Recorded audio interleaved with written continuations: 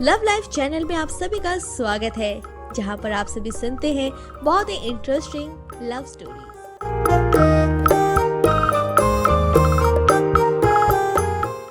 दोस्त कहते हैं कि प्यार एक तोहफा है जो हर किसी को नहीं मिलता, और जिसे मिलता है वो या तो इसे संभाल कर रखता है या फिर इसकी कद्र नहीं करता। ये कहानी भी ऐसे ही दो जोड़ों की है जिनका अलग होना तय था, लेकिन क्या अलग होने के बाद भी वो मिल पाएंगे? ये जमींदार राय बहादुर का घर है। राय बहादुर के पूर्वज वर्षों तक इस गांव के जमींदार रहे हैं। हालांकि वर्तमान भारत में जमींदार और जमींदारी की कोई अवधारणा नहीं है, लेकिन गांव के लोगों को राय बहादुर पर इतना विश्वास है कि गांव के किसी भी मामले की देखभाल जमींदार राय बहादुर ही करते हैं। जमींदार राय बहादुर के घर में गांव के कई लोग काम करते हैं और इन्हीं में से मोहन भी जमींदार राय बहादुर के घर में काम करता है। मोहन की पत्नी का बच्चे को जन्म देते ही देहांत हो गया था, इसलिए मोहन अपने 7 साल के बेटे अभय को साथ में ही लाता था। बाबा, बाबा। हाँ बेटा, क्या हुआ? बाबा, मैं आपको काम में हाथ बटाऊं?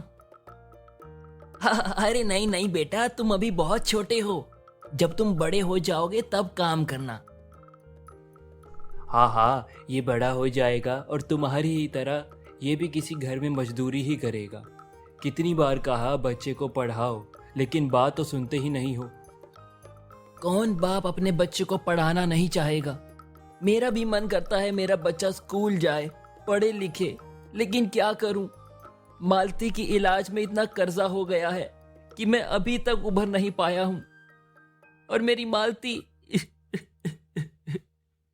अरे मोहन, अपने आप को संभालो। माफ करना, मेरा वो मतलब नहीं था।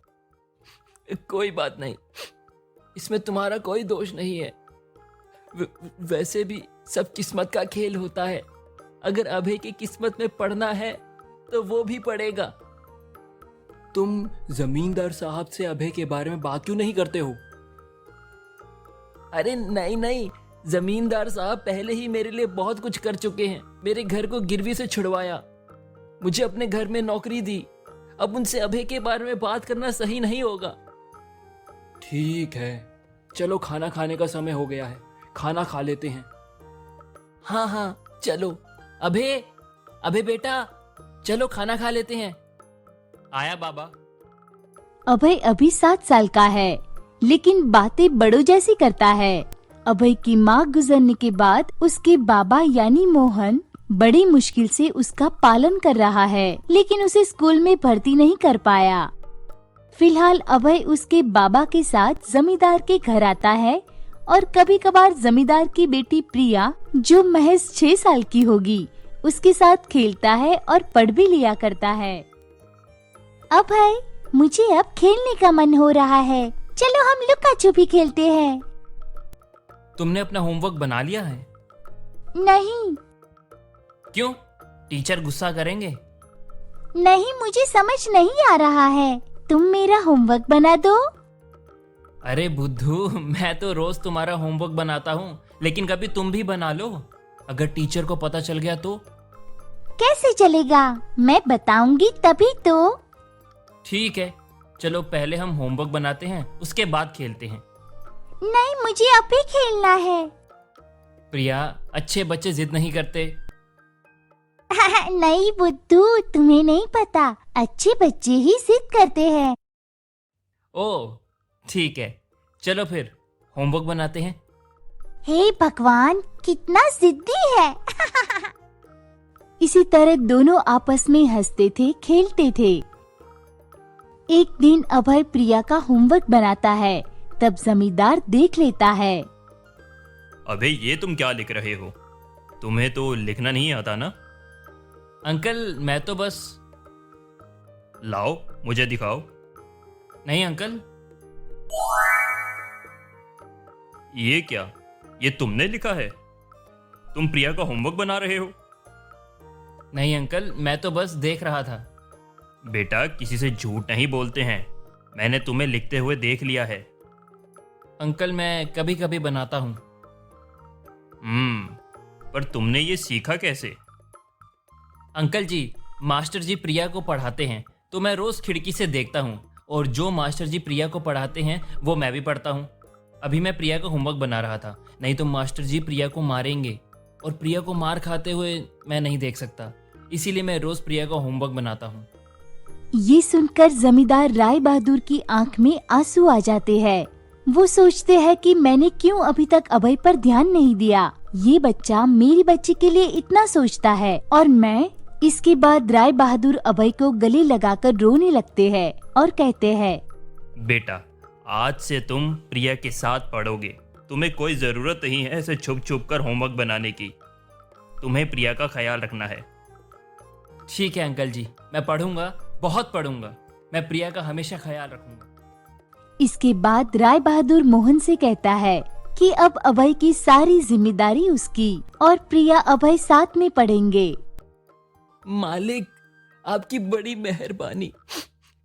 मुझे रात दिन अभय के बारे में चिंता सताई जा रही थी। मालिक, आपने मेरे ऊपर बहुत बड़ा उपकार किया है। मैं ये ऋण कभी नहीं उतार पाऊंगा। मोहन, स्वयं विधाता चाहते हैं कि अभय पढ़े और उसके आगे किसकी चलती है। मैं तो बस एक जरिया हूँ। बाकी अभय जैसे होनहार बच्चे को आगे बढ़ने से कौन रोक सकता है। मैं तुम्हारे ऊपर कोई मेहरबानी नहीं कर रहा हूँ। ये तो अभय की किस्मत है। बाबा, और मेरी किस्मत? मेरी प्यारी बेटी की किस्मत? वो तो राजकुमारी है। उसकी किस्मत तो वो खुद लिखेगी, और इस किस्मत को लिखने में साथ देगा अभय। इसके बाद प्रिया अभय दोनों साथ साथ पढ़ने लगते हैं, खेलने लगते हैं। समय गुजरता गया और दोनों धीरे धीरे बड़े होते गए। अब प्रिया और अभय दोनों कॉलेज में पढ़ते हैं। प्रिया बहुत ही खूबसूरत थी। जितनी वो सुंदर थी उतनी ही दिल की अच्छी थी। वहीं अभय भी दिल का नेक था। ना किसी से झूठ बोलना, ना किसी से फालतू की बातें करना, बस अपने काम से काम रखना और प्रिया की हर बात का ध्यान रखना, जैसे एक बॉडीगार्ड हर हाल में अपने मालिक का ख्याल रखता है। लेकिन इस बात से उनके कॉलेज के कुछ लड़कों को बड़ा प्रॉब्लम था, जिसमें से एक था अनुरागी। अनुरागी भैया, अनुरागी भैया। का हुआ बे चौहान? दिन में तारा देख लिया का बे? अरे भैया, तारे नहीं, भाभी को देख लिया। अभी अभी कॉलेज आई है। अब आएगा मजा। अरे भैया, का मजा आएगा? भाभी तो आपको देखती ही नहीं है। ऊपर से ओ बेटा अभय बॉडीगार्ड किसी मक्खी को भी प्रिया के सामने फड़फड़ाने ना दे। बेटा, कायदे से नाम लो। भाभी है तुम्हारी, प्रिया सिर्फ हमरे लिए है। भैया, बात जो भी है, रसिया ने कुछ गलत नहीं कहा है।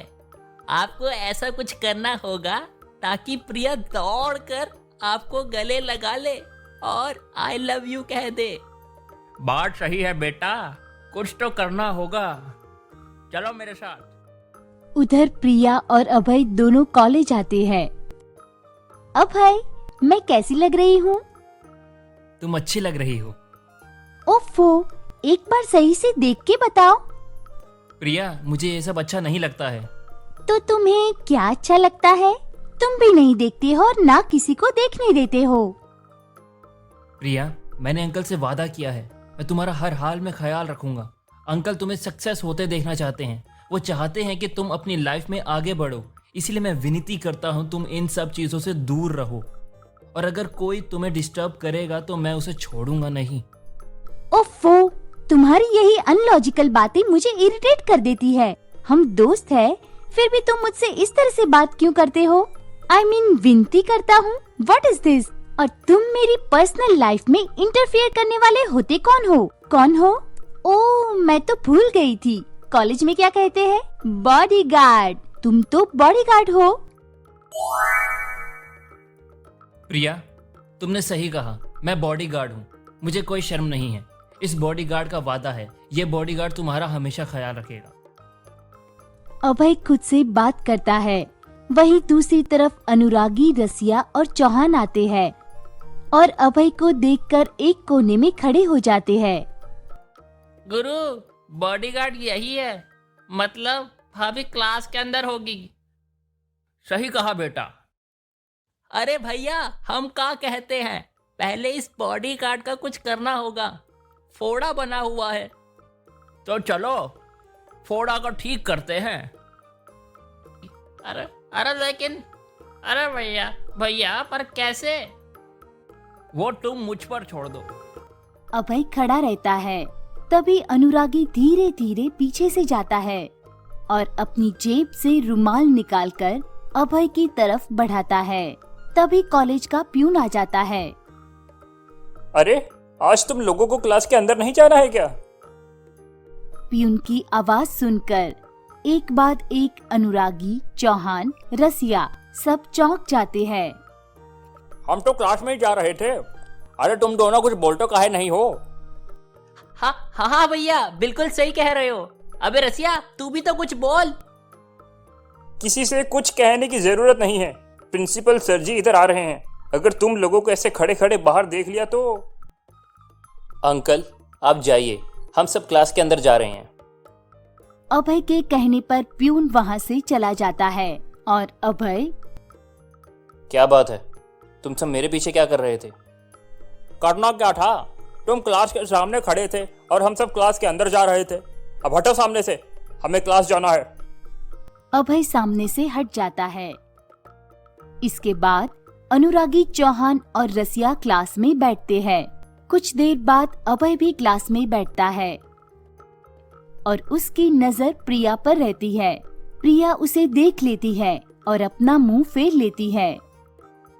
फिर जब वो दोबारा अभय को देखती है तो अभय वहाँ नहीं रहता है, बल्कि प्रिया के सामने रहता है और प्रिया उसे एकाएक सामने देखकर चौंक जाती है। ओह गॉड, मैं तो डर ही गई थी। कम से कम मुझे क्लास में तो अकेला छोड़ दो।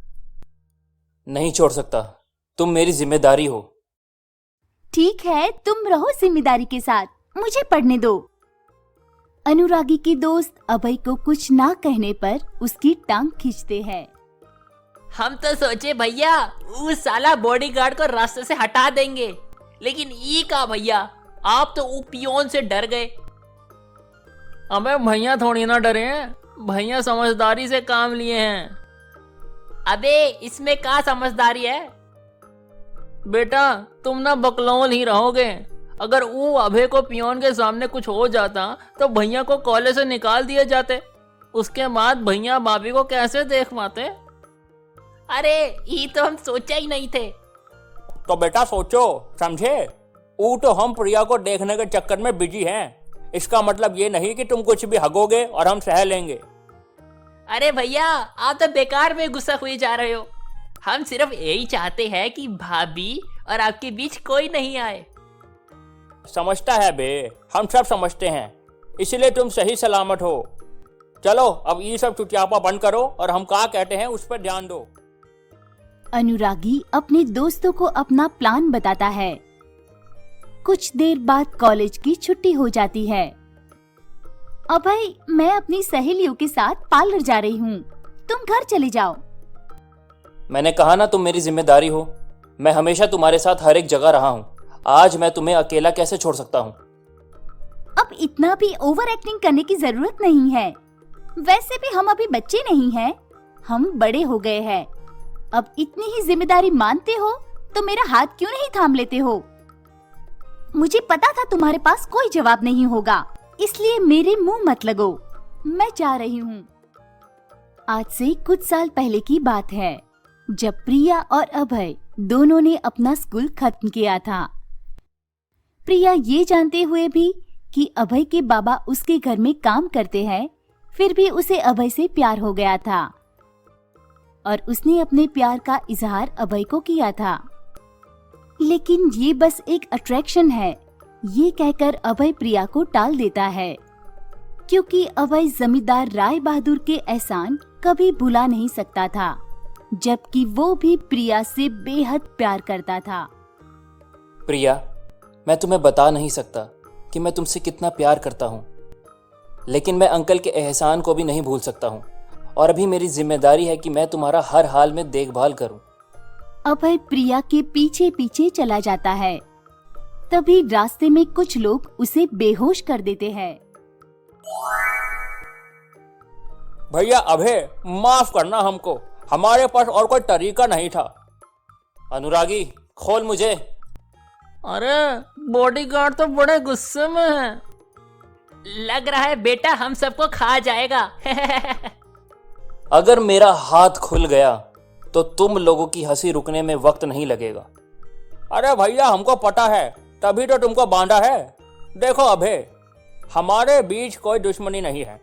हम प्रिया को पसंद करते हैं, उससे प्यार करते हैं, लेकिन जब भी हम उसे बात करने जाते हैं तभी तुम फोड़ा बनकर बीच में आ जाते हो।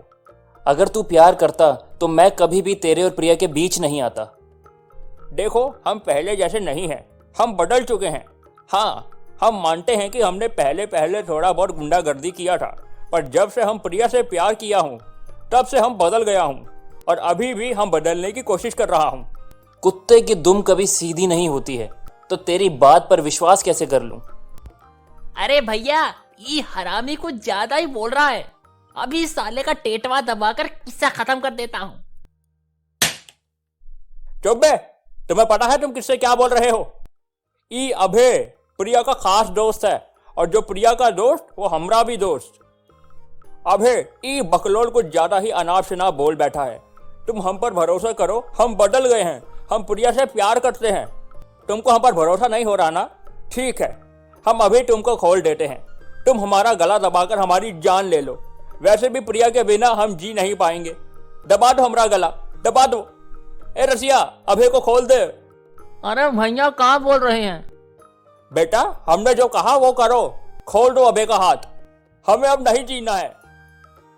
ठीक है भैया, लेकिन आप हमें बहुत याद आएंगे। एक मिनट अनुरागी, मैं सिर्फ प्रिया का भला चाहता हूँ।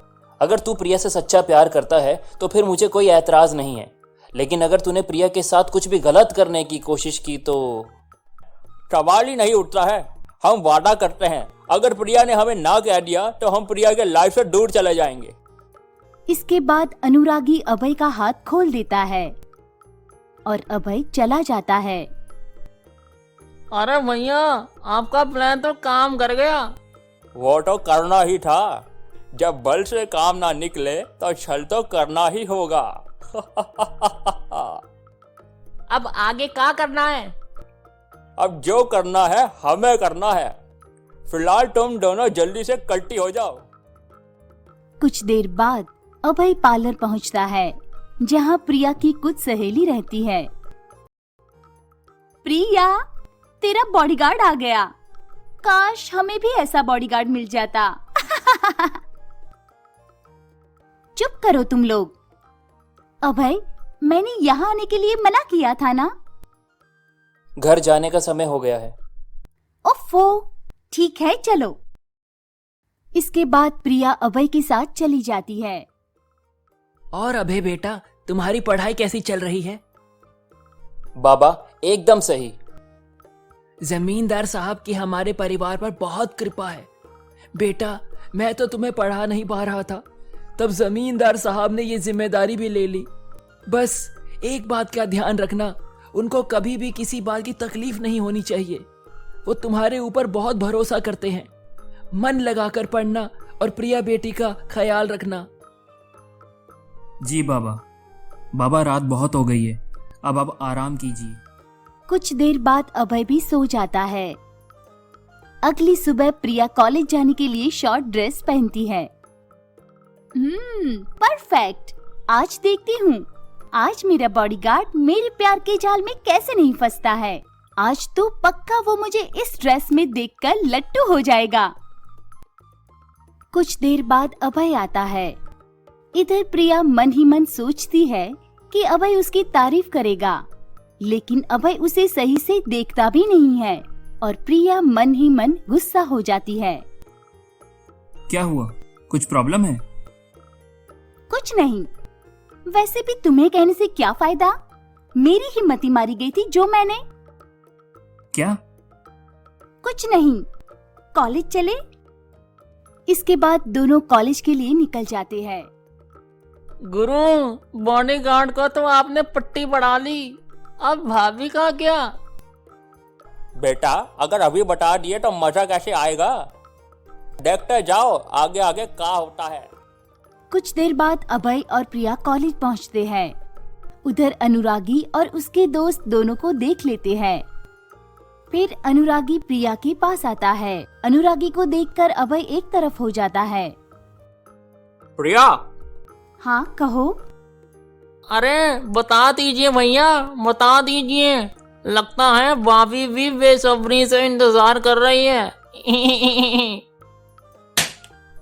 अबे साले तुमको अकल नहीं है क्या? लड़की से कैसे बात करते हैं? हम बात कर रहे हैं ना, तेरा बीच बीच में लबर टबर ना करो। प्रिया माफ करना, इस साले को हमारा मतलब है ये बुड़बक कुछ भी अनाज ना बकरार। देखो अभी थोड़ी देर में क्लास शुरू हो जाएगी, जल्दी कहो क्या कहना है। अब तुम पूछ ही रही हो तो सुनो, हम तुमको बहुत पसंद करते हैं। मतलब पसंद नहीं, प्यार करते हैं। लेकिन ये जरूरी नहीं कि तुम भी हमें पसंद करो। पहले तुम हमें जान लो, उसके बाद अगर हम पसंद नहीं आए तो कोई बात नहीं। अच्छा सुन बे चपड़गंजू, तुझे मेरी जूती भी पसंद ना करे तो प्यार तो भूल ही जा, और दोबारा मेरा पीछा किया ना और तुम बस खड़े ही रहो, तुम्हारे मुंह में तो जुबान ही नहीं है। प्रिया मेरी बात सुनो, अनुरागी अब बदल गया है, तुम्हें उसे एक मौका देना चाहिए। क्या ये तुम कह रहे हो? तुम्हें अच्छी तरह पता है कि तुम क्या कर रहे हो। हाँ, इसीलिए मैं कह रहा हूँ अनुरागी को एक मौका देना चाहिए। प्रिया देखो, अब तो तुम्हारे बॉडीगार्ड ने भी कह दिया, हम सच में बदल गए हैं, हमें बस एक मौका दो। प्रिया गुस्से से वहाँ से चली जाती है और अभय दूसरी तरफ चला जाता है। वहीं अनुरागी अपने दोस्तों के साथ। ये क्या भैया, भाभी तो निकल ली। अबे उसे पूरा हक है, और निकल कर जाएगी कहाँ? आना तो यही है। कैसे आएंगी? सुना नहीं क्या कह रही थी, तुझे मेरी जूती भी पसंद ना करें। ज्यादा बड़ा बोला ना बनो, समझे? बेटा हर प्यार की शुरुआत नफरत से होती है, तो हमारी क्यों नहीं? भैया हमें भी कुछ समझ में नहीं आ रहा, आपका प्लान क्या है? अगर आप बता देते तो समझने में अच्छा होता। हाँ भैया, काहे इतना सस्पेंस बना कर रखे हो? ठीक है सुनो। अनुरागी उन दोनों को अपने प्लान के बारे में बताता है। सब खुश हो जाते हैं और दूसरी तरफ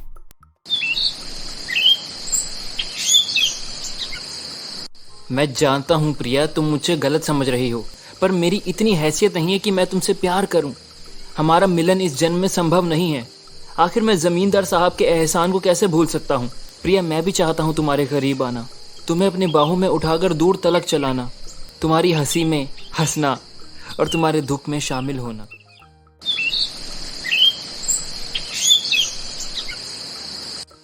पता नहीं अभय समझता क्यों नहीं है। ये जानते हुए कि मैं उससे प्यार करती हूँ, उसे पसंद करती हूँ, फिर भी मुझे उस टुच्चे के साथ बात करने कहता है कि मैं उसे एक मौका दूँ।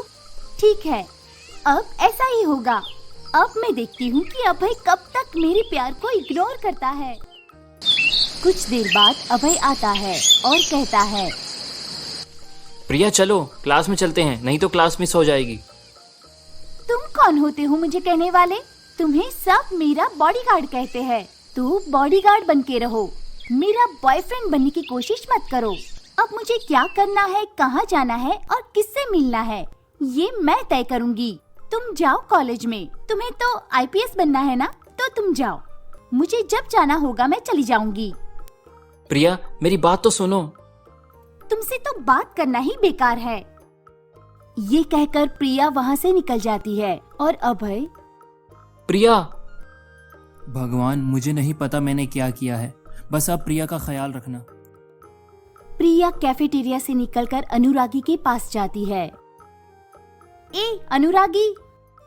भैया भाभी। अनुरागी तुम मुझे पसंद करते हो ना? ठीक है, चलो मैं तुम्हें एक मौका देती हूँ। सच में? अब क्या लिख कर दूं? अरे नहीं नहीं, ऐसी बात करके हमारे प्यार को चोट मत पहुंचाओ। ठीक है, मुझे कॉफी पीनी है तो बाहर चले। अरे हाँ हाँ, तुम जहाँ कहोगी हम तुम्हें वहां लेकर चलेंगे। 1 मिनट सुनो बे, हम अभी घूम कर आते हैं, तुम लोग यहीं रहो। इसके बाद अनुरागी प्रिया को लेकर निकल जाता है। लो भैया की तो निकल पड़ी, लेकिन हमको तो कुछ दाल में काला लग रहा है। अभी थोड़ी देर पहले भाभी भैया के मुंह पर थूक कर गई और अभी देखो कैसे साथ लेकर चली गई।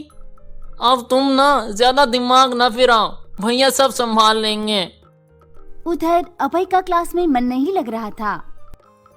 कहीं मैंने प्रिया को अकेले छोड़कर गलती तो नहीं की? नहीं, मुझे इसी तरह प्रिया को अकेले नहीं छोड़ना चाहिए था। दूसरी तरफ अनुरागी कार चलाता है और बीच बीच में प्रिया को ताड़ता है। मुझे पता नहीं था कि तुम इतनी जल्दी मेरे जाल में फंस जाओगी। पहले अभय और अब तुम। खैर, हम बकलोल नहीं हैं, हमें अच्छी तरह पता है तुम अभय को जलाने के लिए ये सब कर रही हो, लेकिन हमारे जाल से निकलना इतना आसान नहीं है। अभय कॉलेज की हर जगह पर प्रिया को ढूंढता है, तो कभी कभी प्रिया को कॉल भी करता है, लेकिन प्रिया उसका कॉल काट देती है। ये प्रिया कहाँ गई? लेकिन मैंने अनुरागी को भी कहीं नहीं देखा। इसका मतलब है प्रिया अनुरागी के साथ है, तो अनुरागी के दोस्त यहीं कहीं होंगे। मुझे उन्हें जल्द से जल्द ढूंढना होगा। वैसे प्रिया, तुम्हें कौन सी कॉफी पसंद है? देख, मेरा दिमाग अभी खराब है, ज्यादा सवाल मत पूछ, कुछ भी चलेगा। नहीं, हम तो बस ऐसे पूछ रहे थे, बाकी तुम्हारी मर्जी। वैसे अगर तुम चाहो तो हम लंच भी साथ में कर सकते हैं। बड़ी जल्दी है तो फिर लंच क्यों, डिनर भी कर लेते हैं। चुपचाप गाड़ी चला। वो तो हम चलेंगे, लेकिन तुमको अंदाजा भी नहीं है कि हम तुम्हारे साथ क्या करने वाले हैं। अनुरागी कहाँ है? हमें नहीं पता। साले झूठ मत बोल, मुझे पता है प्रिया और अनुरागी साथ में हैं। बता दोनों कहाँ हैं। बॉडीगार्ड भैया, जब आपको सब पता है तो काहे को फोड़ा बन रहे हो? बेटा, अभी मैं फोड़ा हूं, अगर बम बन गया ना तो मुझे फटने में ज्यादा देर नहीं लगेगी। बता नहीं तो। बताते हैं। मैं यहाँ कैसे आई? और मेरे कपड़े? खोलो मुझे, मैं कहती हूँ मेरे हाथ खोलो, नहीं तो। नहीं तो कहा, कुछ नहीं कर पाओगी। तुम्हें क्या लगा हम बकलोल हैं? हम तो तुम्हें कॉफी के लिए पूछने वाले थे, लेकिन तुमने ही कॉफी की बात कह दी, और हम जिस मौके की तलाश में थे वो मौका मिल गया। हमने कॉफी में थोड़ा सा बेहोशी की दवा मिला दिया था, उसके बाद तुम्हें यहाँ। देखो, हमें इतना तो पता है कि अगर हम तुमसे सच्चा प्यार भी करते हैं तो भी तुम हमें प्यार नहीं करती, लेकिन ये भी सच है कि हम तुम्हें पसंद करते हैं। वो प्यार वाला नहीं, कुछ और। तुम्हें पता है, तुम्हारे बदन में जो भी कपड़े बचे हैं उसे हम उतार के वीडियो बनाएंगे, फिर जब चाहेंगे तुम्हारे साथ प्यार करेंगे। अनुरागी, मैं तुझे। चिल्लाने का कोई फायदा नहीं है, या कोई नहीं आने वाला। सुबह क्या कह रही थी? तुझे मेरी जूती भी पसंद ना करे। अब देखना, जब हम हर रात तुम्हारे साथ होंगे तो तुम्हारी हर चीज हमें पसंद करने लगेगी। ठीक है, तुझे जो करना है कर, लेकिन जब अभय को पता चल जाएगा तो तू बचेगा नहीं। वो मुझे ढूंढते हुए यहाँ जरूर आएगा। सुना तूने? अभय यहाँ आएगा, जरूर आएगा, और ये मेरा विश्वास है। अच्छा, ऐसा है क्या? तो आज हम भी देखते हैं अभय तुम्हें कैसे बचाता है। दूसरी तरफ अभय बाइक लेकर जाता है और कंटिन्यू प्रिया को कॉल करता है। प्रिया, घबराना नहीं, मैं आ रहा हूँ। तभी अचानक एक गाड़ी अभय की बाइक के सामने आ जाती है और अभय का एक्सीडेंट हो जाता है।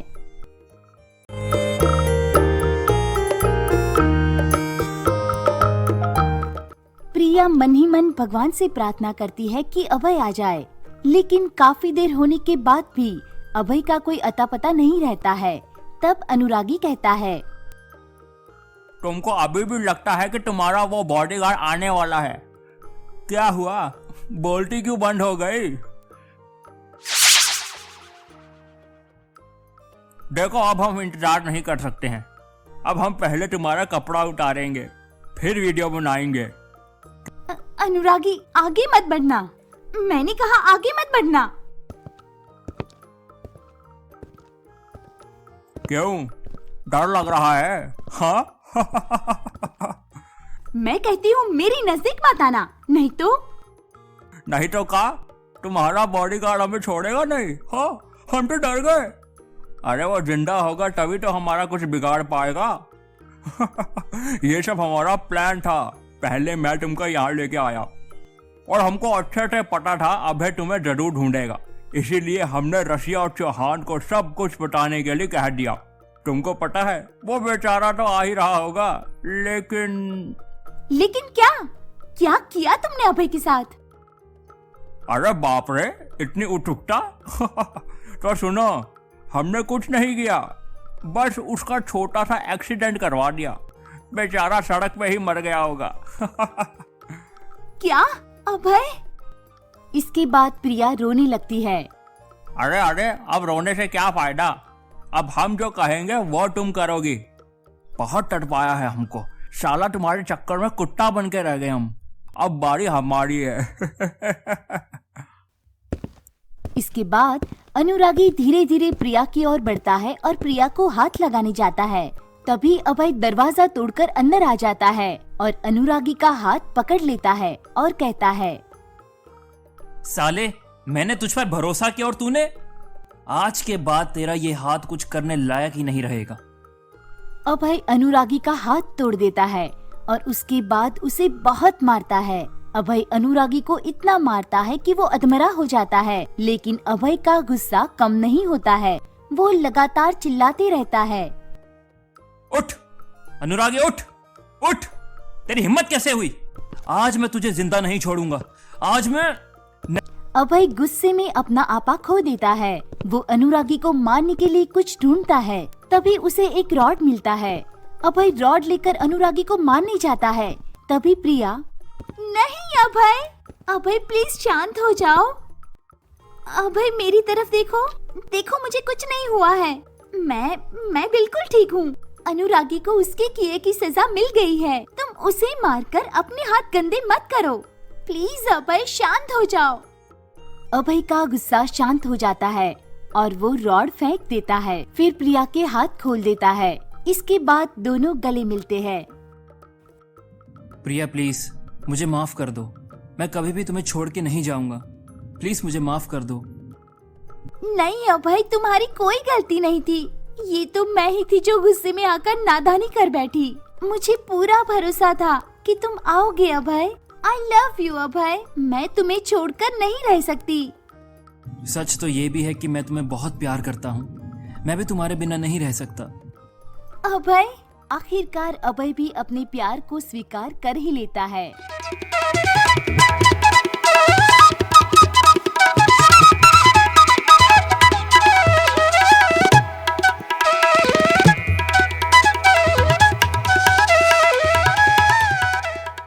अभय, मैं तुमसे बहुत प्यार करती हूँ। प्रिया, मैं भी तुम्हें बहुत प्यार करता हूँ और मरते दम तक करता रहूंगा। इसके बाद जमींदार राय बहादुर अपने कमरे में जाते हैं और अपनी कुर्सी पर बैठ जाते हैं। उनके चेहरे पर परेशानी साफ झलकती है। कुछ देर बाद वो सिगार निकालते हैं और जलाते हैं। फिर उसी कुर्सी पर बैठ सिगार पीते हुए सोचते हैं। रात बीत जाती है और सुबह होती है। सुबह होते ही धीरे धीरे सभी मजदूर जमींदार के घर काम करने के लिए आ जाते हैं, जिसमें मोहन भी था। जैसे ही मोहन काम शुरू करने जाता है, तभी जमींदार का एक आदमी मोहन के पास आता है और कहता है, मोहन, तुम्हें जमींदार साहब बुला रहे हैं। मुझे कुछ काम है? ये तो मुझे नहीं पता। लेट मत करो, साहब तुम्हारा इंतजार कर रहे हैं। ठीक है, चलो। इधर जमींदार राय बहादुर अभी भी उसी कुर्सी में बैठकर सिगार फूंकते हैं। तभी मोहन आता है। आपने मुझे बुलाया? आओ, अंदर आओ। नहीं नहीं मालिक, मैं यहीं ठीक हूँ। बोलिए, कुछ काम था? आ जाओ, तुमसे कुछ बात करनी है। जी मालिक। एक बात बताओ मोहन, क्या मैंने कभी भी तुम्हें या तुम्हारे बेटे को किसी चीज की कमी होने दी है? नहीं नहीं मालिक, कभी भी नहीं। बल्कि मैं और मेरा बेटा आज जो भी है सब आपकी देन है। मतलब मैंने तुम लोगों पर काफी मेहरबानी की है, तुम्हारे हर जरूरत का ध्यान रखा है, लेकिन इसका मतलब ये तो नहीं कि तुम मेरी बराबरी करो। मालिक, मैं कुछ समझा नहीं। अच्छा, कुछ समझ में नहीं आ रहा या फिर समझना चाहते ही नहीं हो? तुम्हारा लड़का अभय मेरी बेटी के साथ प्यार कर रहा है और तुम्हें कुछ समझ में नहीं आ रहा? मालिक, ये आप क्या कह रहे हैं? मेरा अभय ऐसा कभी नहीं कर सकता। आपको कुछ जरूर गलतफहमी हुई है। क्या मुझे गलतफहमी हुई है? मैंने इन्हीं आंखों से दोनों को गले मिलते हुए देखा है, इन्हीं कानों से दोनों को एक दूसरे के लिए प्यार कहते हुए सुना है। मैंने अभय पर रहम खाकर उसे पढ़ाया और आज उसी सपोले ने मेरी बेटी को डस लिया। मालिक, बस बहुत हुआ। मैं नहीं जानता कि दोनों में क्या चल रहा है, लेकिन मेरा बेटा ऐसा कभी नहीं कर सकता। और अगर उसने किया भी है तो उसमें प्रिया बिटिया की भी बराबरी से सहमति रही होगी।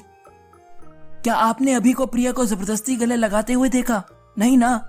जब अपना ही सिक्का खोटा हो तो कोई दूसरा क्या कर सकता है? मोहन, आज तक मैं तुम पर मेहरबानी करता आया हूँ, आज तुम मुझ पर एक मेहरबानी कर। मालिक, ऐसी बातें मत कीजिए, हम दोनों को समझाएंगे। तुम अभय को समझाओ। बात रही प्रिया की तो उसे मैं समझा दूंगा, उसे अभय से कोई वास्ता नहीं है, लेकिन मैं कोई भी जोखिम उठाना नहीं चाहता हूँ। इसीलिए तुम अपने बेटे को लेकर आज ही इस गांव से दूर चले जाओ, जो खर्चा होगा मैं दे दूंगा। बस ये काम मेरे लिए कर दो, नहीं तो मैं गांव में किसी को मुंह दिखाने के लायक नहीं रहूंगा। नहीं नहीं मालिक, आपको डरने की जरूरत नहीं है। मैं और मेरे बेटे की वजह से आपको कोई भी तकलीफ नहीं होगी, लेकिन हमें ये गांव छोड़ने को मत कहिए। इस गांव से जुड़ी हुई कितनी यादें हैं। मोहन, मुझे कुछ करने के लिए मजबूर मत करो। बेहतर होगा तुम दोनों आज ही ये गांव छोड़कर चले जाओ।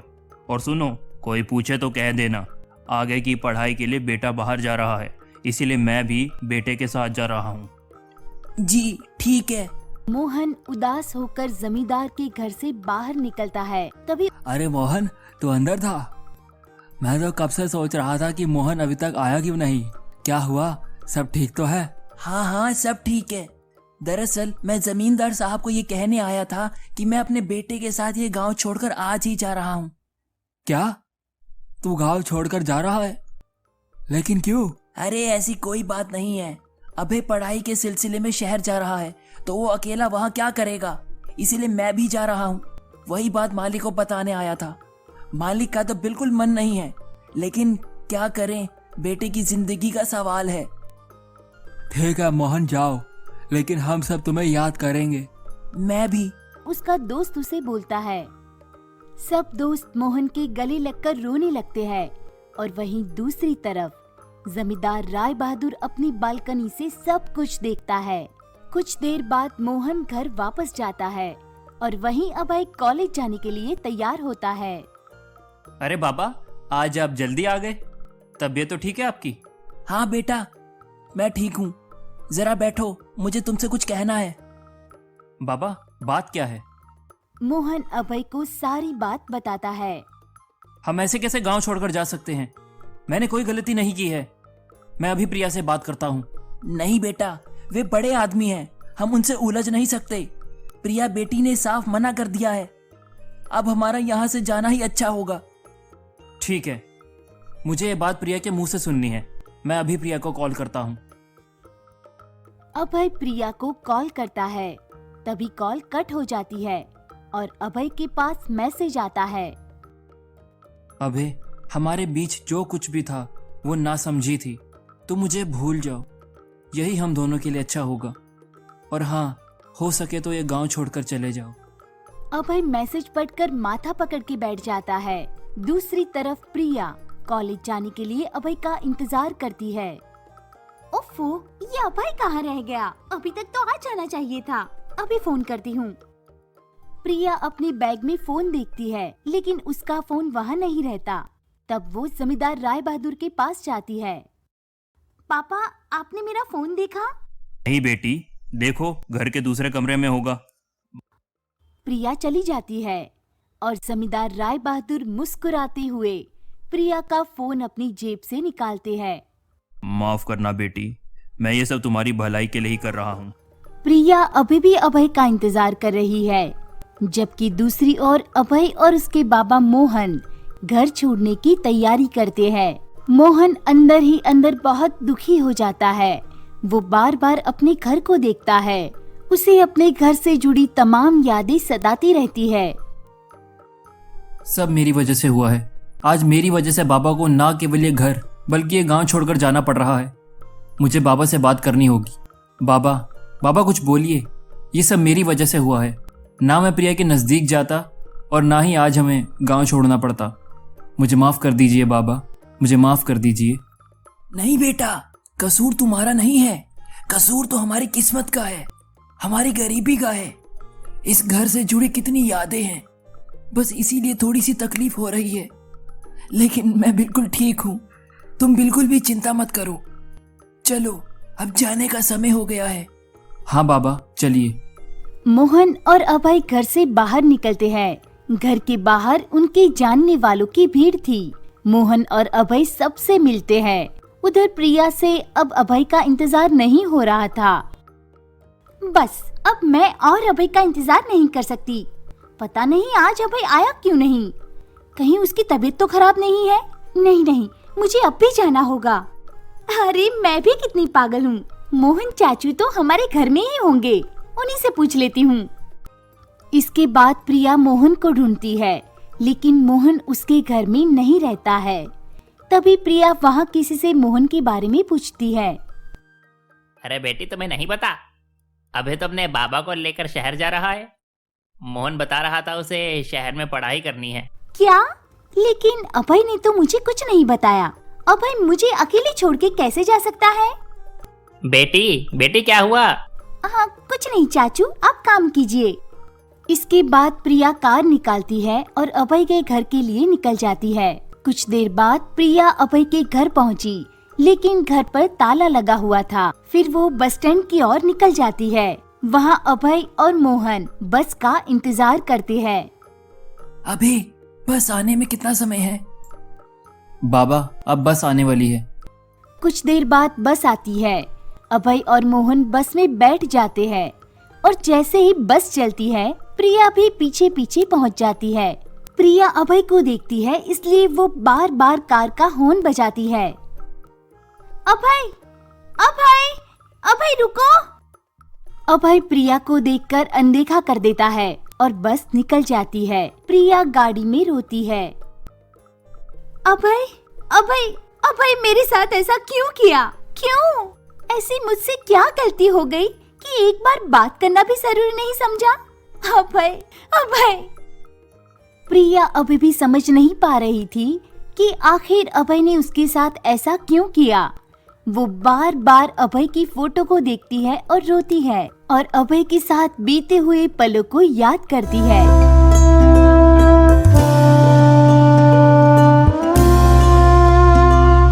अभय, ये तुमने सही नहीं किया। आखिर मेरे साथ ही क्यों? इसी तरह कुछ दिन बीत जाते हैं और अब प्रिया ना कॉलेज जाती थी और ना ही सही से खाना खाती थी। दूसरी तरफ जमींदार राय बहादुर को अपनी बेटी की काफी चिंता होने लगी थी। इसी तरह चलता रहा तो सब खत्म हो जाएगा। नहीं, मुझे आज ही प्रिया से बात करनी जमींदार राय बहादुर प्रिया के कमरे में जाते हैं और होगी। बेटी, मैं अंदर आ सकता हूँ? पापा प्लीज, मुझे अभी कोई बात नहीं करनी है।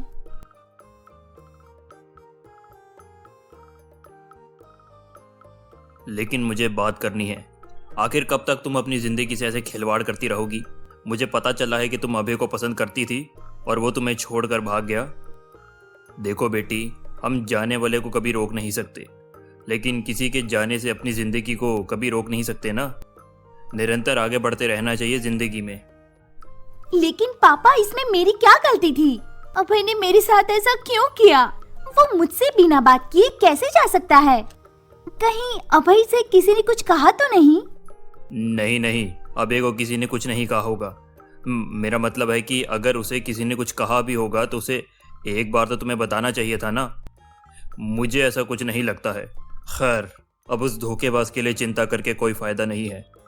तुम्हारे सामने पूरी जिंदगी पड़ी है, उसे ऐसे ही बर्बाद मत करो। भूल जाओ उसे, भूल जाओ। जैसे अभय नाम के किसी लड़के को तुम जानते ही नहीं थी। बेटी, कम से कम मेरे लिए। पापा आप सही कह रहे हैं। मैं क्यों उस भगोड़े के लिए अपनी लाइफ बर्बाद करूं? आखिर कौन लगता है वो? क्या सोचा उसने? उसके जाने से मैं उसके लिए अपनी जिंदगी बर्बाद कर लूंगी? कभी भी नहीं। अब मैं अपनी लाइफ दोबारा शुरू करूंगी। तो आखिरकार ये अभय नाम का धब्बा मेरी बेटी की जिंदगी से हमेशा हमेशा के लिए मिट गया। देखते ही देखते कई साल बीत जाते हैं। प्रिया अपनी पढ़ाई पूरी करके टीचर की जॉब करने लगती है, लेकिन अभी भी अभय को भूल नहीं पाई थी। इसलिए प्रिया ने अभी तक शादी नहीं की थी।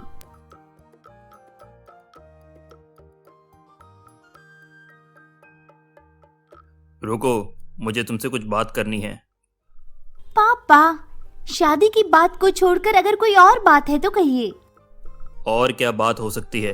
अकेले पहाड़ जैसी जिंदगी को काटना कितनी तकलीफ होती है, ये मुझसे बेहतर और कौन जान सकता है। तुम्हें जन्म देते ही तुम्हारी माँ भगवान को प्यारी हो गई। उसके बाद मेरे लिए ये पहाड़ जैसी जिंदगी को जीना मुश्किल हो गया था। तब तुम्हारे नन्हे नन्हे हाथों ने मेरे हाथ को थामा और मुझे फिर से जीने का सहारा मिल गया। इंसान चाहे कितना भी बुद्धिमान, बलवान और चाहे पैसे वाला क्यों ना हो, लेकिन उसे जीने के लिए किसी न किसी के सहारे की ज़रूरत पड़ती है। पर पापा। बस बेटी, अब ये सब और मुझसे बर्दाश्त नहीं होगा। मैं तुम्हें खुश देखना चाहता हूँ, तुम्हारा परिवार बसते हुए देखना चाहता हूँ। क्या एक बाप होने के नाते मेरा इतना भी हक नहीं है? मैं तुम्हें ऐसे घुट घुट कर जीते हुए नहीं देख सकता। अगर तुम्हारी यही जिद है तो ठीक है, आज से मैं अन्न जल का त्याग कर रहा हूँ। मुझे अभी नहीं जीना। पापा प्लीज पापा, अब जिद छोड़ दीजिए। नहीं बेटी, ये जिद नहीं है, ये तेरा भविष्य है और मैं तेरा भविष्य बर्बाद होते हुए नहीं देख सकता। प्रिया अपने पापा को अब और परेशान होते हुए नहीं देखना चाहती थी, इसलिए वो शादी के लिए हाँ कह देती है। आखिरकार भगवान ने मेरी सुन ली। कुछ दिन बाद प्रिया की शादी धूमधाम से एक NRI लड़के से हो जाती है और कुछ दिन बाद लड़का उसे 1 महीने के लिए छोड़कर अकेले बाहर चला जाता है और प्रिया अकेली रह जाती है। लेकिन 2-3 महीने बीतने के बाद भी ना ही प्रिया के पति का कोई कॉल आता है और ना ही वो खुद आता है। बेटा, क्या हुआ? दामाद जी के बारे में सोच रही हो? नहीं पापा, मैं तो बस। चिंता मत करो, सब ठीक होगा। लगता है दामाद जी काम में व्यस्त हैं, इसीलिए उसे समय नहीं मिल रहा होगा। देखना, दामाद जी जल्द ही आएंगे, तब सब ठीक हो जाएगा। सिवाय इंतजार के प्रिया के पास और कोई रास्ता नहीं था। देखते ही देखते 6 महीने और फिर 1 साल बीत जाता है, लेकिन प्रिया के पति की कोई खबर नहीं थी और ना ही उम्मीद। इसी वजह से जमींदार राय बहादुर सदमे में आकर बीमार पड़ जाते हैं और मन ही मन पछताते हैं। मैंने सिर्फ और सिर्फ अपनी झूठी शान के लिए अपनी बेटी की जिंदगी बर्बाद कर दी। काश मैं तुम्हारे और अभय के बीच में नहीं आता, तो आज सब कुछ ठीक होता। मेरी बेटी अभी भी इस सब के लिए अभय को ही जिम्मेदार समझती है, जबकि इन सब की असली वजह तो मैं हूँ। नहीं, अब मैं ये सच और छुपा नहीं सकता हूँ। मुझे प्रिया को सब सच बताना होगा। हाँ, बताना ही होगा। तभी जमींदार राय बहादुर एकाएक सीरियस हो जाते हैं। प्रिया को स्कूल से बुलाया जाता है। प्रिया रोती हुई स्कूल से आती है। बेटी, तुम रो रही हो? पापा आप कुछ मत कहिए, आप आराम कीजिए, डॉक्टर अंकल अभी आते ही होंगे। अब कोई फायदा नहीं है, अब मैं नहीं बचूंगा। मुझे तुमसे कुछ कहना है, बस ये सुनने के बाद हो सके तो मुझे माफ कर देना। पापा आप ये क्या कह रहे हैं? आपको कुछ नहीं होगा। बेटी मुझे कहने दो। जमींदार राय बहादुर अपनी अंतिम घड़ी में प्रिया को सारी बातें बताते हैं कि कैसे उसने अभय को उसकी लाइफ से दूर किया था। ये सुनकर प्रिया के पैरों तले जमीन खिसक जाती है और बस कुछ क्षण में जमींदार की मृत्यु हो जाती है। एक पल में प्रिया पूरी तरह अकेली हो गई, मायूस, हताश। प्रिया, अंकल के बारे में सुन के मुझे बहुत दुख हुआ। देख प्रिया, जो होना था वो हो गया। अब तुझे सब कुछ भूलकर आगे बढ़ना होगा। तेरे सामने पूरी लाइफ पड़ी हुई है और ये क्या, तू स्कूल पढ़ाने भी नहीं आ रही है। आखिर ऐसा करेगी तो कैसे चलेगा? प्रिया, हम कल 2 दिन के टूर के लिए मनाली जा रहे हैं और तू भी हमारे साथ चल रही है। रेशमा, अब मैं स्कूल नहीं जाऊंगी। मुझे नहीं पता मैं क्या करूंगी। और हाँ, तू अब आ ही गई है तो मेरा रेजिग्नेशन लेटर प्रिंसिपल को दे देना। क्या? ये तो क्या कह रही है प्रिया? अब मैं तुझे कैसे समझाऊं? सॉरी रेशमा, मेरा अब किसी चीज में मन नहीं लगता है। मुझे अकेला छोड़ दे, प्लीज मुझसे जिद मत कर। लेकिन प्रिया, मेरी बात तो सुन। तू क्या कर रही है तुझे पता भी है? रेशमा, तू अब जा सकती है। ओके, लेकिन एक बार जरूर सोचना। और हाँ, अगर मन बदल जाए तो कल सुबह 7 बजे आ जाना। पापा, आपने ऐसा क्यों किया? क्यों? आपने अभय को मुझसे दूर तो कर दिया, लेकिन मैं उसे कभी नहीं भूल सकी। और अब आप भी मुझे छोड़कर चले गए। पापा, पापा। प्रिया, प्रिया बेटी। पापा, पापा, आप कहाँ चले गए थे? मैं कहीं नहीं गया, मैं हमेशा तुम्हारे साथ हूँ। और ये क्या, मेरी बेटी रो रही है? मैं जिस प्रिया को जानता हूँ वो तो इतनी कमजोर नहीं थी। पापा, मैं क्या करूँ? मुझे कुछ समझ नहीं आ रहा है। मैं मरना चाहती हूँ पापा, मैं मरना चाहती हूँ। बेटी, तुम मेरी गलती की सजा खुद को क्यों दे रही हो? गलतियां तो हर किसी से होती हैं, मैंने भी की। लेकिन इसका मतलब ये तो नहीं कि तुम जीने की उम्मीद छोड़ दो। मैंने अपनी ज़िंदगी में हर किसी से प्यार किया है, लेकिन अफसोस मैं अपनी ही बेटी के प्यार को नहीं पहचान सका। फिर भी तुम मुझसे बहुत प्यार करती हो, इसीलिए बेटी अपने पापा के लिए जियो। तुम्हारे जीने में ही मेरी गलती का प्रायश्चित होगा। क्या तुम मेरे लिए ये नहीं कर सकती हो? हाँ पापा, मैं कर सकती हूँ। मैं कर सकती हूँ पापा। पापा। इसी के साथ प्रिया के जीवन में सुबह हो चुकी थी। उसने ठान लिया था कि अब वो पीछे मुड़कर दोबारा कभी नहीं देखेगी। अगले दिन सुबह रेशमा स्कूल बस में बैठी रहती है। तभी कुछ देर बाद प्रिया आती है। प्रिया, तू? मुझे तो विश्वास नहीं हो रहा है। क्यों? मैं कोई भूत हूँ जो तुझे कच्चा चबाने वाली हूँ? तो चले। हाँ। प्रिया बहुत खुश थी। वो अपने जीवन की हर एक पल को खुशी से जीना चाहती थी। कुछ देर बाद बस मनाली के लिए निकल पड़ती है।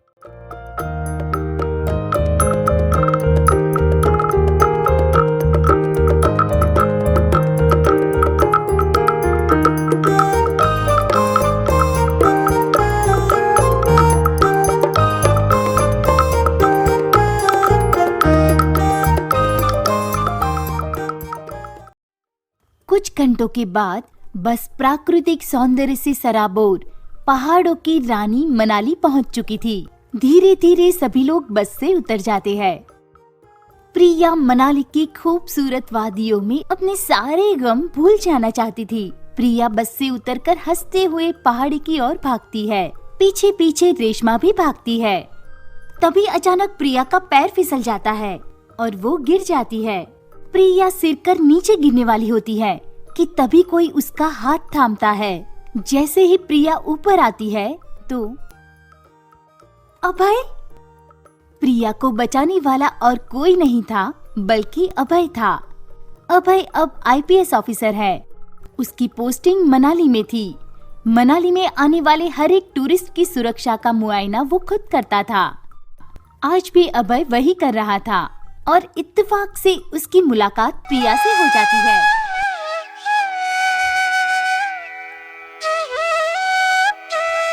प्रिया, प्रिया तू ठीक है? हाँ, अब कोई डर नहीं है। क्या? रेशमा, 1 मिनट। अभय, अभय। यस मैडम, आपने कुछ कहा? मैडम, अभय, मैं प्रिया। प्रिया, तू इसे जानती है? रेशमा, मैं तुझे बाद में बताती हूँ। अभय, तुम कहाँ चले गए थे? सॉरी मैडम, आप शायद किसी और की बात कर रही हैं। वैसे पहाड़ जितने खूबसूरत दिखते हैं उतने खतरनाक भी होते हैं, इसलिए जरा संभल कर। ये कहकर अभय वहाँ से चला जाता है। प्रिया अभय के बर्ताव से शॉक में थी। वो एक जगह स्तब्ध हो जाती है। प्रिया, प्रिया, हाँ, क्या हुआ? क्या तू उसे जानती है?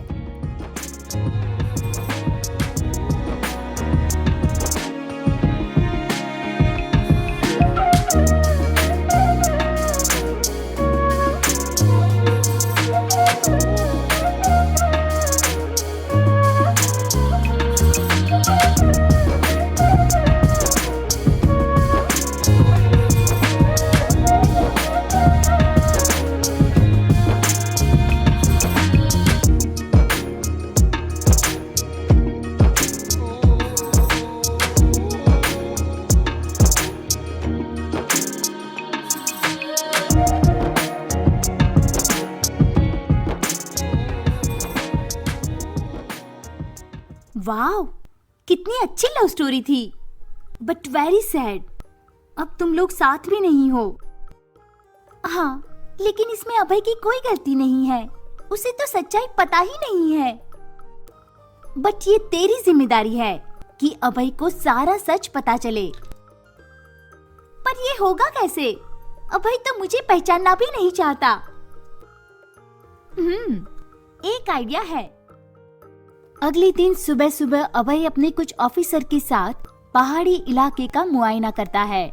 तभी वहाँ प्रिया और रेशमा आ जाती है। प्रिया, तो तू तैयार है ना? लेकिन क्या ये आइडिया काम करेगा? 100%। ठीक है। इसके बाद प्रिया कुछ देर बाद पहाड़ी की ऊंचाई में चली जाती है। तभी रेशमा जोर जोर से चिल्लाती है, अरे कोई बचाओ, बचाओ उसे। रेशमा की आवाज सुनकर अभय अपने ऑफिसर के साथ दौड़ कर आता है। क्या हुआ मैडम? Any problem? हाँ, प्रॉब्लम ही प्रॉब्लम है, तभी तो हम ये सब कर रहे हैं। क्या मतलब? मतलब मेरे दोस्त की जान खतरे में है, वहाँ ऊपर देखिए। Oh shit. इसके बाद अभय भागकर ऊपर जाता है और कुछ देर बाद ऊंचाई पर पहुंच जाता है। मैडम, मैडम, ये आप क्या कर रही हैं? मैडम? ओह, तो अब मैं तुम्हारे लिए मैडम हो गई हूँ। तो सुनो, तुम्हारी मैडम मरने जा रही है और ये मेरी लाइफ है, मैं चाहे जो कुछ भी करूँ। सुसाइड करना गैर कानूनी है, इसीलिए मैडम जिद छोड़िए और नीचे आ जाइए। ठीक है, लेकिन उससे पहले तुम्हें जिद छोड़नी होगी कि तुम अभय नहीं हो। तुम अभय हो, अभय हो, अभय हो, और मैंने तुम्हें पहचानने में कोई गलती नहीं की है। मैडम, ये क्या बचपना है? मेरा नाम अभय है, लेकिन आप जिसे जानती हैं वो मैं अभय नहीं हूँ। तुम्हें मेरी रूह भी पहचान ले तो मेरी आंखें धोखा कैसे खा सकती है? ठीक है, अगर तुम्हारी यही जिद है तो मुझे अब जीना नहीं है। ये कहकर प्रिया कूदने के लिए आगे बढ़ती है और अभय बार बार मैडम मैडम कहकर पुकारता है, लेकिन प्रिया रुकती नहीं है।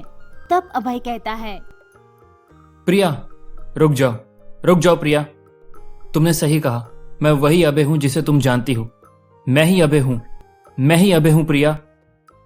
मैं जानती थी। प्रिया दौड़ती हुई भागती हुई अभय के गले लग जाती है और रोने लगती है। अभय भी प्रिया के गले लगकर इमोशनल हो जाता है। तभी उसे पुराने दिन की बातें याद आ जाती है और बस प्रिया बस, जब तुमने सब खत्म ही कर दिया है तो फिर ये दिखावा क्यों?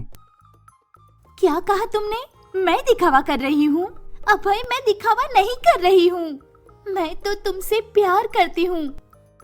अब बस भी करो, बहुत हुआ ये ढोंग। कभी कहती हो प्यार करती हूँ तो कभी तुम भूल जाने की बात करती हो। आखिर तुम चाहती क्या हो? तुमसे प्यार करके मैंने जिंदगी में एक बार गलती की थी, लेकिन अब दोबारा गलती नहीं करूंगा। और हाँ, मैं एक IPS ऑफिसर हूँ और मेरी जिम्मेदारी है कि सबकी सुरक्षा करूं, और मैं वही कर रहा था, समझी? ये कहकर अभय वहाँ से चला जाता है और प्रिया खामोश हो जाती है। अभय के जाने के बाद प्रिया एक बार फिर टूटने लगती है। प्रिया बिना किसी से कुछ कहे वहाँ से निकल जाती है और होटल की ओर चल देती है। पीछे पीछे रेशमा भी प्रिया को बुलाती हुई चली जाती है।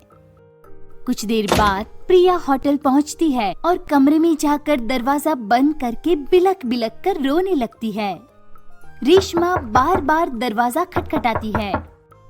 प्रिया, प्रिया मेरी बात सुन। रेशमा मुझे अकेला छोड़ दे, मुझे कुछ नहीं सुनना है। प्रिया। प्रिया दरवाजा नहीं खोलती है। दूसरी ओर अभय अपने ऑफिस में बैठा रहता है। उसने प्रिया के साथ जिस तरह का व्यवहार किया उससे वो बहुत दुखी था। प्रिया, आखिर तुम मेरे साथ ऐसा क्यों कर रही हो? क्यों तुम मुझे बार बार चोट देना चाहती हो? भगवान, मेरे साथ ऐसा क्यों हो रहा है? क्यों? बड़ी मुश्किल से मैंने बाबा और खुद को संभाला है, लेकिन दोबारा टूट गया तो संभल नहीं पाऊंगा। मे आई कम इन सर? यस। कहिए मैडम। वो मुझे कुछ कहना था। ठीक है, लेकिन एक बात सुनो, मुझे प्रिया के बारे में ना ही कोई बात करनी है और ना ही कुछ सुनना है। इसीलिए अगर आप प्रिया की सिफारिश लेकर आई हैं तो प्लीज। ठीक है, मैं आपको प्रिया के बारे में कुछ नहीं कहूंगी, लेकिन जाने से पहले मेरा आपसे एक सवाल है। क्या आप अपने हर एक केस को इसी तरह अंजाम तक पहुंचाते हैं? क्या मतलब? मतलब ये कि बिना सच्चाई की जड़ तक गए आप खुद ही समझ जाते हैं कि कौन दोषी है। What do you mean? मैं एक जिम्मेदार पुलिस वाला हूँ और मैं हर कदम सोच समझ कर उठाता हूँ।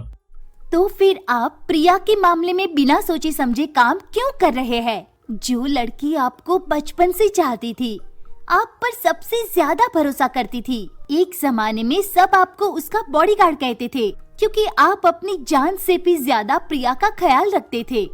तो फिर आपसे ये चूक कैसे हो गई?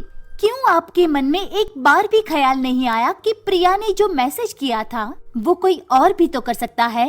आखिर जो लड़की जमाने की परवाह किए बिना ही आपसे प्यार करती थी, वो कैसे ऐसा कर सकती है? अब क्या कहना चाहती हो? मुझसे क्या चूक हुई है? इसके बाद रेशमा अभय को सारी सच्चाई बताती है कि कैसे जमींदार राय बहादुर ने प्रिया और अभय को अलग करने के लिए साजिश रची थी और जिसके कारण प्रिया अपना सब कुछ खोकर आज तक भुगत रही है। क्या? प्रिया के साथ इतना कुछ हो गया और मैं उसके साथ? छी, ये मैंने क्या किया? क्यों मैंने एक बार भी प्रिया को समझने की कोशिश नहीं की? क्यों? ये मैंने क्या कर दिया? मैंने प्रिया को एक बार खोया है और अब दोबारा नहीं खो सकता। मुझे अभी उसके पास जाना होगा। इसके बाद अभय कार निकालता है और होटल की तरफ चल देता है।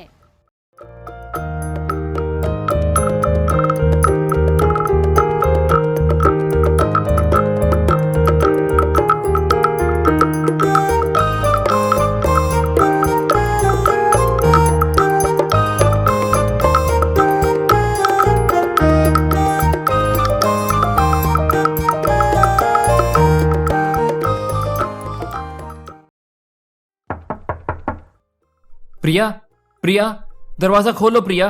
देखो तुम्हारा अभय आ गया है। प्लीज प्रिया, मुझे माफ कर दो। प्लीज प्रिया, प्लीज मुझे एक बार माफ कर दो। मैं वादा करता हूं कि मैं तुम्हें फिर कभी नहीं छोड़ूंगा। अभय की आवाज सुनकर प्रिया कमरे से बाहर आती है और रोती हुई अभय के गले लग जाती है। नहीं अभय, गलती मेरी है। मुझे कुछ पता नहीं था अभय, मुझे कुछ पता नहीं था। प्रिया, इसमें हम दोनों की गलती नहीं है। मुझे रेशमा ने सब बता दिया है। अब तुम्हारा बॉडीगार्ड तुम्हारे साथ हमेशा रहेगा। अभय। और इस तरह मैं आईपीएस ऑफिसर बन गया, लेकिन मेरा सपना पूरा होकर भी अधूरा था क्योंकि तुम मेरे पास नहीं थी। अभय, मुझसे वादा करो, चाहे कुछ भी हो जाए हम दोनों कभी भी अलग नहीं होंगे। हाँ प्रिया, मैं वादा करता हूँ। प्रिया और अभय एक दूसरे के प्यार में खोए थे। तभी अचानक कोई अभय के माथे पर डंडे से मारता है और अभय गिर जाता है। वहीं प्रिया जोर से चिल्लाती है, अभय! अभय जब अपनी आंखें खोलता है तो अपने आप को बंधा हुआ पाता है और सामने प्रिया रोती रहती है। प्रिया, प्रिया, तुम ठीक हो? किसने किया ये? सामने आओ। तभी अनुरागी सामने आता है। लो हम आ गए सामने, कहो क्या कहना है। अनुरागी तू? हाँ हम तो मनाली घूमने आए थे और इत्तेफाक से तुम यहाँ दिख गए। और जानते हो उससे भी बड़ा इत्तेफाक क्या था, हमने प्रिया को यहाँ देखा। माँ कसम तब हमारा माथा खनक गया, हमारे सामने हमारा अतीत आ गया। तब से हम फिराक में थे कि हम तुम दोनों का फ्यूचर खराब कर देंगे। अनुरागी तू नहीं जानता तू क्या कर रहा है, अभी भी वक्त है, हमें छोड़ दे। लो हम सब कर रहे हैं और हमें ही नहीं पता। बेटा हम सब मालूम है, सब मालूम तो तुम्हें नहीं है कि हम तुम दोनों के साथ क्या करने वाले हैं। अनुरागी हमें छोड़ दो, आखिर तू क्या चाहता है? मैं तुम्हें पसंद नहीं करती हूँ, सुना तूने? I hate you. But I still like you. अनुरागी अरे अरे अरे अरे, हम तो बस मजाक कर रहे थे। अब ध्यान से सुनो, ई क्या है? ई तो तुम दोनों को अच्छे से पता होगा। इस पिस्तौल में एक गोली है और तुम दोनों डिसाइड करो कि इस गोली में कौन अपना नाम लिखवाना चाहता है। अनुरागी तू ये ठीक नहीं कर रहा। अगर अगली बार मुंह से कोई आवाज निकली तो हम टेटवा दबा देंगे, तुम्हारी नहीं प्रिया का। तो अब हम गेम खेलेंगे। देखो गेम एकदम सिंपल है। इस पिस्तौल में एक गोली है, तो तुम दोनों में किसको गोली मारूं, अब ये तुम ही डिसाइड करना है। तो फिर मुझे मार दे और अपना बदला पूरा कर ले। नहीं अनुरागी, तुम मुझे मार। अनुरागी सोच मत, मुझे मार दे, क्योंकि अगर मैं बच गया तो तू नहीं बचेगा। अरे हाँ, ये तो 100% सच है। अब तो अभय नहीं है, IPS अभय है। क्यों? तो फिर हम तुम्हें ही मार देते हैं। नहीं अनुरागी, प्लीज ऐसा मत करना। तू मुझे मार दे, प्लीज मुझे मार दे। अरे अब ये रोना धोना बंद करो। क्या करें हम, कुछ समझ में नहीं आ रहा। हमें लगता है तुम इतना रिक्वेस्ट कर ही रही हो तो तुम्हें ही मारना सही होगा।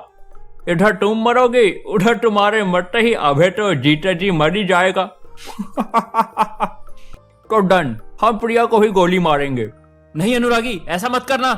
अगर प्रिया को कुछ हो गया तो मैं तेरा खून कर दूंगा। Sorry Abhay and Priya, you too. इसके बाद गोली चलने की आवाज आती है और इसके साथ अभय की चीख निकलती है। प्रिया! गोली चलती है, लेकिन वो गोली अनुरागी की पिस्तौल से नहीं बल्कि सब इंस्पेक्टर की पिस्तौल से निकलती है, जो अनुरागी के हाथ पर लगती है। पुलिस? ये पुलिस कैसे आई? इधर। इसका जवाब अब मैं देता हूं। तुझे लगा तू हमारे साथ गेम खेल रहा है, लेकिन गेम तो मैं तेरे साथ खेल रहा था। जानना चाहता है कैसे? तूने जैसे मुझे देखा मैंने भी तुझे वैसे ही देखा था, बस तब से मेरी नजर तुझ पर थी और मेरे ऑफिसर की नजर मुझ पर। समझा? अब तेरी रात तो मैं बताऊंगा जेल में। ऑफिसर ले जाओ इसे। इसके बाद पुलिस अनुरागी को लेकर चली जाती है, लेकिन प्रिया अभय से रूठ जाती है। क्या हुआ प्रिया? क्या हुआ? अगर अनुरागी हम में से किसी को सच में गोली मार देता तो? जब तुम्हें सब पता था तो फिर उसे पहले क्यों नहीं रोका? वो तो पब्लिक को भी मजा आना चाहिए ना, इसीलिए। क्या? और मेरा क्या? मैं तुम्हें